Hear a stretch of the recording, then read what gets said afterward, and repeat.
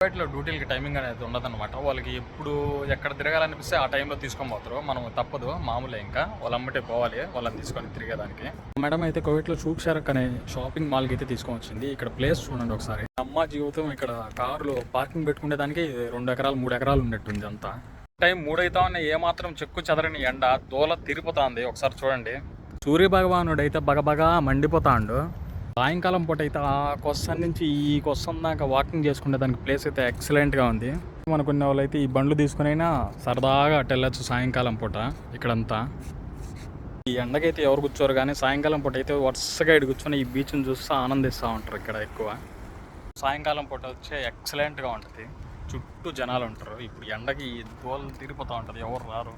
ఇటు ప్రదేశాల్లోకి సాయంకాలం పూట రావాలి, ఎక్సలెంట్గా ఉంటుంది. అదేవిధంగా ఆ నీళ్ళలోకి కొద్దిగా ముందుకు పోయి చూడాలంటే మనకు బ్రిడ్జి ఉంది, చిన్న బ్రిడ్జి అయితే అక్కడ దానికి వెళ్ళి చూసేదానికి ఎక్సలెంట్గా ఉంటుంది.